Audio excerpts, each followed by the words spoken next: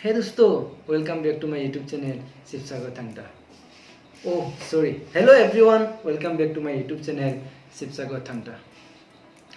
আপোনালোকে আৰম্ভণিতে গম পাইছে আজি ভিডিওটো কেনেকুৱা হ'ব বা কাৰ ওপৰত হ'ব। তো বলক আমি ভিডিও আৰম্ভ কৰোঁ। পোনপ্ৰথমে সকলোলৈ মই এটা অনুৰোধ, যদি আপুনি মোৰ চেনেলৰ প্ৰথম দৰ্শক হয় তেন্তে মোৰ চেনেলটো সাবস্ক্ৰাইব কৰিব এণ্ড বেল আইকন ক্লিক কৰিব। তো বলক আজি ভিডিও আৰম্ভ কৰোঁ। তো আজিৰ ভিডিওটো কাৰ ওপৰত বা কেনেকুৱা ভিডিও আপোনালোকে থাম্বনেল দেখি বা মোৰ ভিডিওৰ আৰম্ভণি দেখি নিশ্চয় গম পাইছে। গতিকে আমি আজি অসমৰ আটাইতকৈ পপুলাৰ আটাইতকৈ চিনাকি সকলোৰে মোবাইলত এবাৰ নহয় এবাৰ হলেও ডিসপ্লেত উলোৱা এজন ব্যক্তি যিজন হৈছে ডিম্পু বৰুৱা। তো বলক আমি ডিম্পু বৰুৱাৰ সাকসেস হোৱাৰ তেওঁ যিমানটো পৰ্যায় আজি পাইছে সেই পৰ্যায় পোৱাৰ যাত্ৰাৰ কিছু কথা আলোচনা কৰিম। তো পোনপ্ৰথমে তেওঁৰ সেই যাত্ৰাৰ ডিম্পু বৰুৱা চেনেলত যিটো ভিডিও আপলোড কৰিছিল সেই ভিডিওটো মই দেখুৱাই ল'ব বিচাৰিছো। তো বলক আমি সেই ভিডিওটো চাই লওঁ। তো নমস্কাৰ বন্ধুসকল, মই আজি মোৰ চাইকেলেৰে তো নলবাৰীখন অলপ দেখুৱাব আছোঁ। তো হাতীবিলাক ফুৰিব আহিছোঁ, ভাবি ল'লোঁ যে নলবাৰীখন একবাৰ দেখে লৈ যাওঁ আমাৰ নলবাৰীখন কিমান চেঞ্জ হ'ল। ইয়াত মই কোনো ভিউৰ কাৰণে দিয়া নাই, পিছত মই চাই মোৰে ভাল লাগিব এইটো ভিডিঅ' যদি 5 বছৰ পাছত চাওঁ কিমান ডেভেলপ হৈছে কিমান হৈছে। তো আমি আছোঁ বৰ্তমান চক বাজাৰত, য'ৰ পৰা নলবাৰীখন ষ্টাৰ্ট হয়। এইফালৰ পৰা আহিলে ষ্টাৰ্ট হয় আৰু সেইফালৰ পৰা আহিলে ইয়াত শেষ হয়। তো এটা কুইক ৰিভিউ দেখুৱাবলৈ ইচ্ছা কৰিছোঁ। তো এইফালে গুৱাহাটী যাব পাৰি, সেইফালে আমাৰ নলবাৰীখন ষ্টাৰ্ট হয়। তো লেটছ গ'। মই বিশেষ একো নকওঁ, জাষ্ট চিনাৰীবিলাক দেখুৱাই লৈ যাওঁ, কি আছে, কেনেকুৱা চেঞ্জ হৈছে আৰু কি আছে মই দেখুৱাই দিম বাৰু। কিন্তু পৰাচোন ইভিনিং অলপ ফুৰি আহোঁ, নলবাৰীখন কেনে লাগে চাওঁ। এইটো হৈছে চক বাজাৰ এৰিয়া, য'ত নলবাৰী টাউন ইয়াৰ পৰা ষ্টাৰ্ট হয়, মেইন টাউনখন। তো আপোনালোকে নলবাৰীৰ কথা শুনিছেই বহুত, নলবাৰীখনত বহুত কিবা কিবি আছে। তো চাওঁ। নিশ্চয় আপোনালোকে ভিডিওটো দেখিলে। এতিয়া আমি ডিম্পু বৰুৱা চেনেলত লাষ্ট তেওঁ যিটো ভিডিও আপলোড দিছিল সেই ভিডিওটো এবাৰ চাই লওঁ বলক।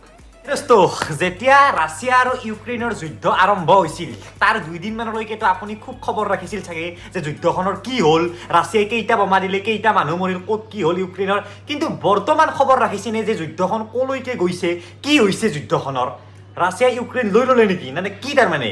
তো আজিৰ এই ভিডিঅ'টোত ইউক্ৰেইন আৰু ৰাছিয়াৰ যুদ্ধখন কি গতিত ক'ত আগবাঢ়ি গৈ আছে ক'বলৈ চেষ্টা কৰিম। তো বলক আমি ভিডিঅ'টো আৰম্ভ কৰোঁ। চাওক, আপোনালোকে জানেই যে এই যুদ্ধখন আৰম্ভ হৈছিল 24 ফেব্ৰুৱাৰী তাৰিখে, মানে 1 মাহ হৈ গ'ল, 24 মাৰ্চ গুচি গ'ল। তো ৰাছিয়াই ইউক্ৰেইনৰ ওপৰত এটেক দিছিল আৰু এই এটেকটোক ভ্লাডিমিৰ পুটিনে কৈছিল এটা মিলিটাৰী অপাৰেশ্যন বুলি। আৰু চাগে পুটিনেও ভবা নাছিল যে ইউক্ৰেইনৰ দৰে এনেকুৱা এখন দেশে এই যুদ্ধখন ইমান দিনলৈকে চলাই ৰাখিব পাৰিব। পুটিনে চাগে ভাবিছিল যে 2 দিন চলিব, তাৰপিছত ইউক্ৰেইনে হাৰ মানিব আৰু আমি জয় হৈ যাম, বা আমি যি আশা কৰি যুদ্ধখন কৰিছোঁ সেই আশাত আমি সেই হ'ম। কিন্তু পুটিনৰ এই সপোন সম্পূৰ্ণ ওলোটা হৈ গ'ল। ইউক্ৰেইনে সমস্ত নিজৰ মানে চব এৰি দি যুদ্ধ কৰিলে আৰু এতিয়ালৈকে আপোনালোকে নিশ্চয় দুটা ভিডিও দেখা পাইছে আৰু দুটা ভিডিওৰ মাজত বহু ডিফাৰেন্স, বহু পাৰ্থক্য আপোনালোকে নিশ্চয় দেখা পাইছে। তো সেই পাৰ্থক্যসমূহ কিয়? ডিম্পু বৰুৱা চেঞ্জ হ'ল নেকি? আমি প্ৰথম যিজন ডিম্পু বৰুৱাৰ ভিডিঅ' চাইছোঁ, পাছত দিয়া ভিডিঅ'টো সেইজন ডিম্পু বৰুৱা নহয় নেকি? যদি একেজন ডিম্পু বৰুৱা হয় তেন্তে ভিডিঅ'বিলাকৰ মাজত পাৰ্থক্য কিয় আহিছে? আমি সেই বিষয়ে আজি আলোচনা কৰিম। মানুহৰ লাইফত সাকসেস হ'বৰ কাৰণে ষ্ট্ৰাগল কৰাটো ইম্পৰ্টেণ্ট, বা ষ্ট্ৰাগল নকৰাকৈ কোনো মানুহ সাকসেস হ'ব নোৱাৰে। ডিম্পু বৰুৱা সাকসেস হোৱাৰ কাৰণ তেওঁ প্ৰথম ভিডিঅ'টো আৰু লাষ্ট ভিডিঅ'টো আমি চালে বহুত দেখা পাওঁ।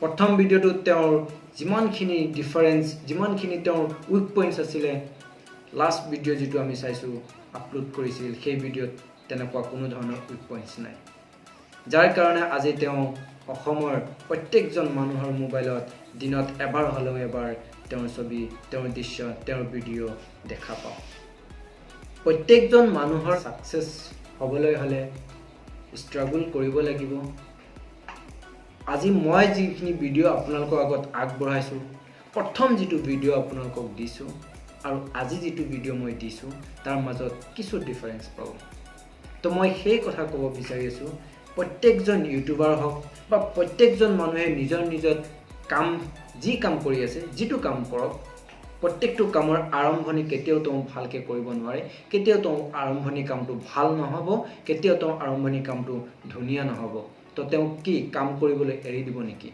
কেতিয়াও এৰিব নালাগে কাৰণ তেওঁ কাম কৰিবৰ কাৰণে ভাল কাম কৰিব পৰা হ'বলৈ ভাল ভিডিঅ' বনাবলগীয়া হ'বলৈ ভাল ইউটিউবাৰ হ'বলৈ হ'লে তেওঁ চেষ্টা কৰিব লাগিব তেওঁ কাম কৰি যাব লাগিব তেতিয়াহে তেওঁ এজন ভাল ইউটিউবাৰ হ'ব পাৰিব এজন ভাল কাম কৰা এজন ধুনীয়া কাম কৰা ব্যক্তি তেওঁ এদিন নহয় এদিন গঢ়লৈ উঠিব গতিকে সকলোকে এনে ধৰণৰ যাত্ৰা দেখুৱাৰ কাৰণ হৈছে যে কেতিয়াও পিছ হোকি নাযাব পিছলৈ কেতিয়াও নাযাব সদায় যুঁজিবলৈ চেষ্টা কৰক সদায় আগুৱাই যাবলৈ চেষ্টা কৰক তেতিয়াহে আপুনি সাকসেছৰ মুখ দেখা পাব সহজতে কোনো মানুহ সাকসেছ হ'ব পৰা নাই সহজতে কোনো মানুহ সাকসেছ হ'ব নোৱাৰে আপুনি যদি সপোন দেখিছে আপুনি যদি সপোন ৰচিছে তেতিয়াহ'লে আপোনাৰ সপোন মতে আপুনি আগুৱাই যাবলৈ চেষ্টা কৰক সপোন মতে দৌৰিবলৈ চেষ্টা কৰক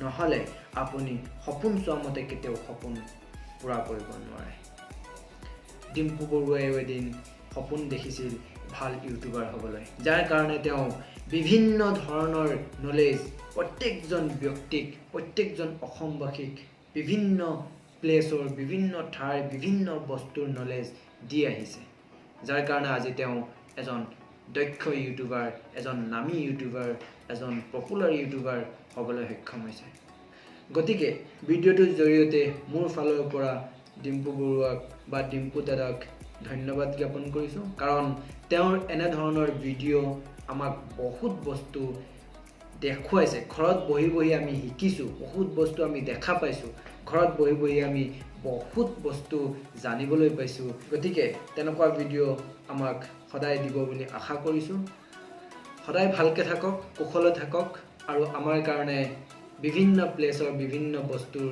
নলেজ দি থাকক তাৰে আশা কৰি আজিৰ এই ভিডিঅ'টি মই ইমানতে সামৰণি মাৰিছোঁ সো সকলোৱে যদি ভাল পায় তেন্তে শ্বেয়াৰ কৰিব যাতে ডিম্পু বৰুৱাই বা ডিম্পু দাদাই মোৰ ভিডিঅ'টো চাবলৈ সক্ষম হয় তো আজিলৈ মোৰ ভিডিঅ'টি ইমানেই thank you so much for ৱাচিং মাই ভিডিঅ' বাই বাই